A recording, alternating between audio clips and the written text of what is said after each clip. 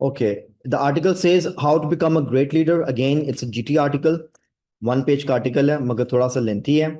And this time we have fill in the blanks. ठीक है.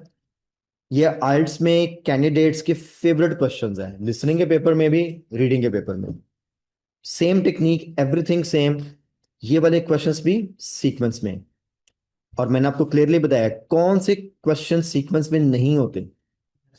Matching वाले. सिर्फ मैचिंग को छोड़ के आइल्स में कोई भी टाइप आ जाए, everything is in sequential order.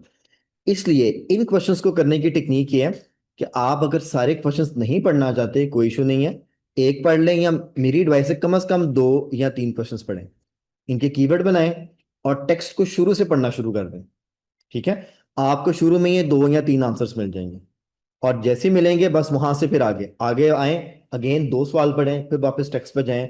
इस तरह से करते रहें, बीच बीच में से नहीं पढ़ना, क्योंकि सीक्वेंस सेट है. एक मिल गया तो उसके आगे फॉलोइंग पैराग्राफ्स में आपको दूसरा, तीसरा, चौथा मिल जाएगा.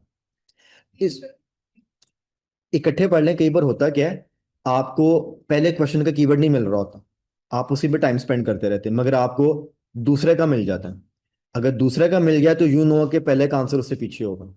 So it's always a best strategy 2 to 3 question इकट्ठे लें, ताकि टास्क का लोकेशन हो जाए. गुड जी फ्रेंड्स. ओके, इसको हम ऐसे करेंगे कि I will give you one single time, 15 से लेके किसका करने का मैं आपको टोटल 5 या 6 मिनट्स दूंगा. ठीक है. 6 कम हो जाएंगे, चले 7 मिनट्स ले लेते हैं. 7 मिनट्स है, 15 से 21 क्वेश्चन करने हैं. ठीक है. एक ही बार इसको हम डिस्कस करेंगे, और आंसर सीक्वेंस में. एडवाइस है कि क्वेश्चंस पहले पढ़ने हैं, टेक्स्ट उसके बाद पढ़ना. Good. Alright ji, you got 5 to 7 minutes on the clock. काम कर लें, फिर उसके बाद बात करते हैं इसमें.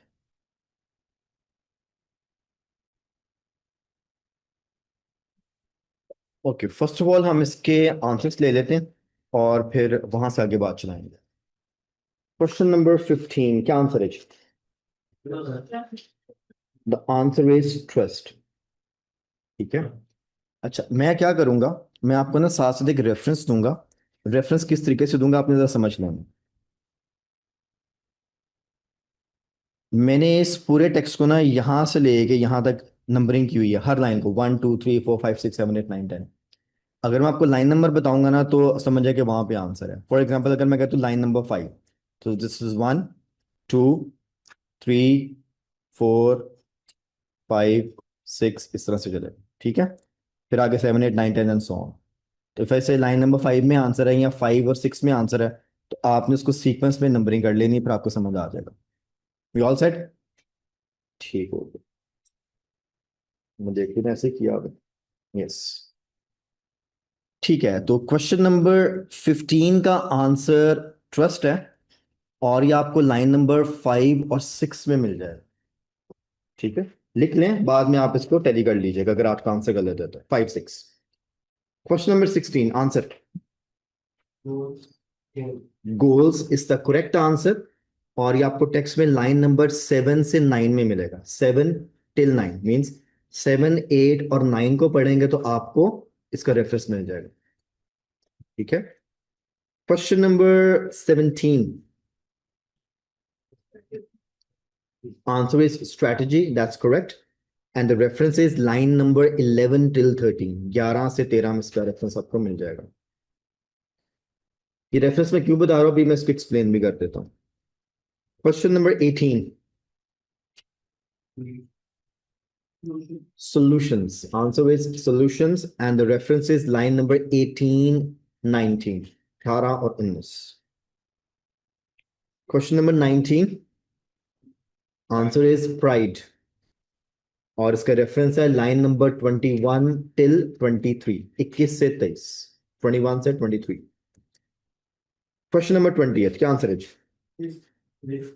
Answer is risk, and the answer is in line number 24.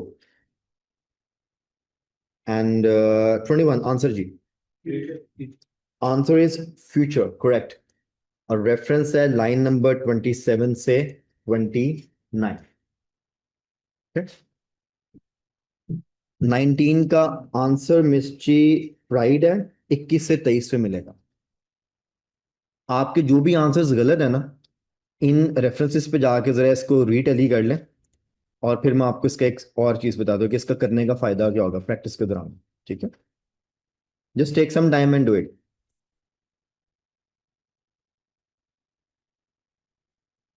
आप जब भी प्रैक्टिस करेंगे ना, obviously you will get some questions correct and some questions wrong. ठीक है, और कभी कभी आपको कुछ क्वेश्चंस के आंसर नहीं मिलते हैं, और आप जब की से देखते हैं फिर आप जाकर उसको रिवर्स टैली करते हैं एंड सो ऑन।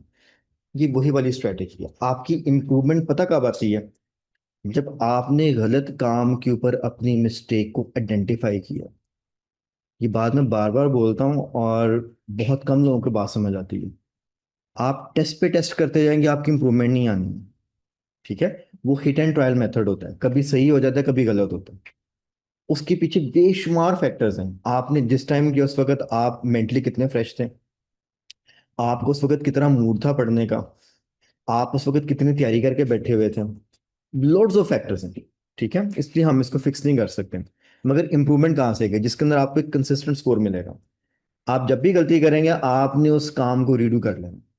ठीक है, अगर आपने कोई भी आंसर गेस किया था और वो ठीक हो गया, तो पेपर में जरूरी नहीं कि वो गेस कामयाब हो जाएगा। यहाँ पे लग गया, गेस तो गेस होता है, कभी ठीक होता है कभी गलत हो जाता है। इंप्रूवमेंट कैसे करनी है? एवरी टाइम रीडिंग के पेपर की खासतौर पे बात करूंगा, आपको एग्जैक्टली पता होना चाहिए कि किस लाइन में आंसर है। अब क्वेश्चन के मुताबिक हमने जो भी आंसर निकालना है वो लिखा होना चाहिए, कॉपी एंड पेस्ट।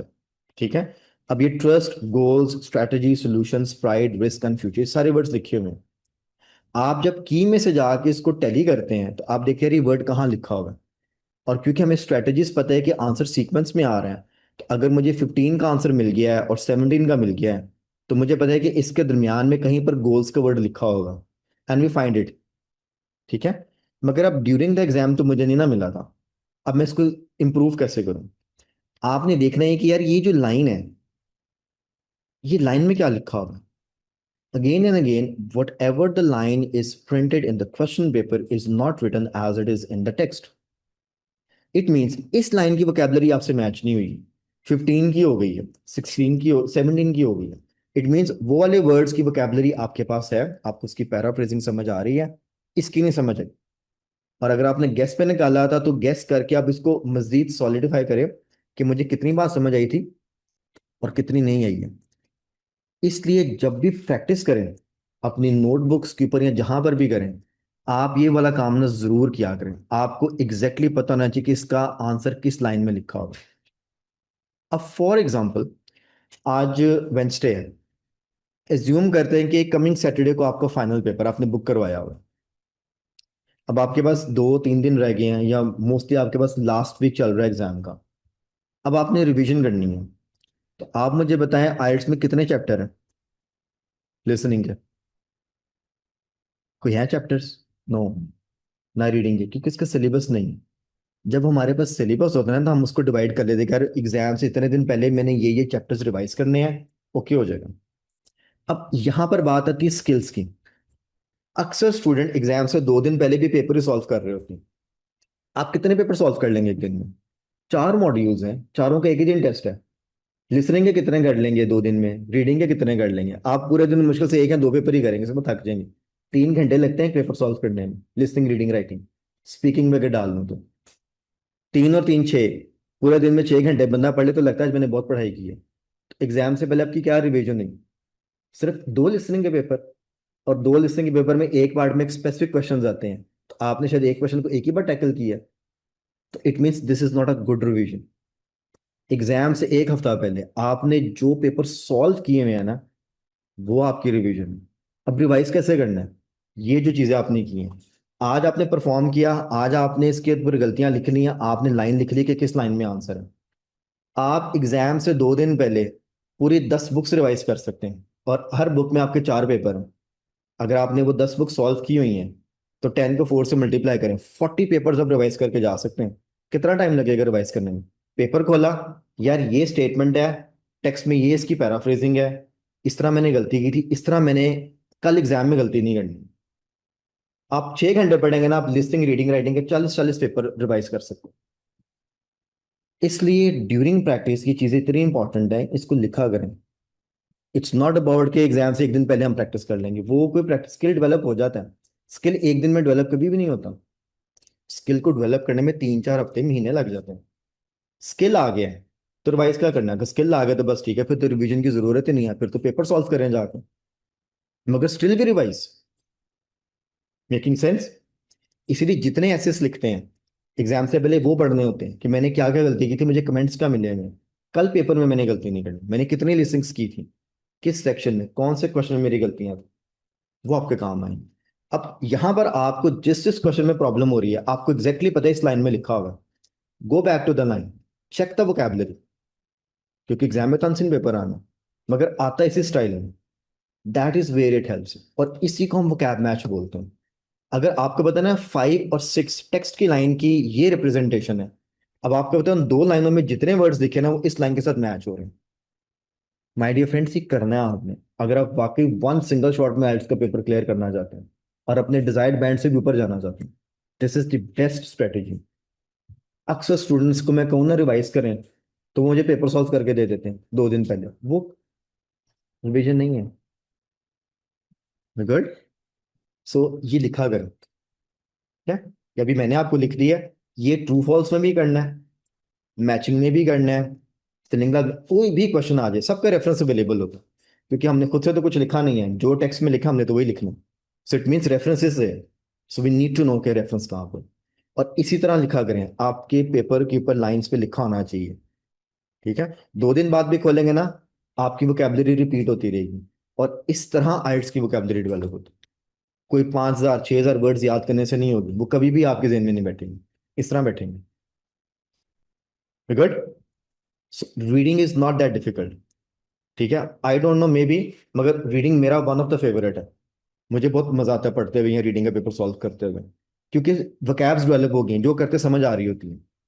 जब समझ ना आए वहीं पे इरिटेशन स्टार्ट होती है, और इस चीज को ओवरकम करने के लिए we have to do it. इसका कोई बाईपास तो है नहीं है कि रीडिंग के अंदर आप बाईपास कर दें पेपर को, कुछ और ले लें, करना ही पड़ेगा, और जितना बैंड चाहिए उसको लेना ही पड़ेगा। अदरवाइज क्या होगा, री अटेम्प्ट, तो it hurts a lot. Good.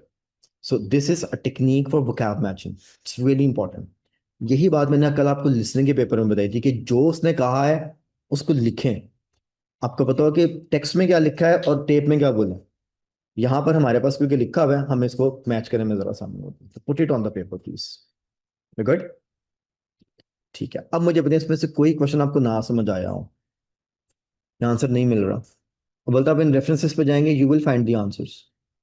और इसमें वोकैब मैचिंग है, इसमें सिनोनिम्स नहीं है। हाँ जी बताएं, अगर कुछ पूछना है तो, नहीं है तो then will move forward. Good. Alright, I will close this recording now then.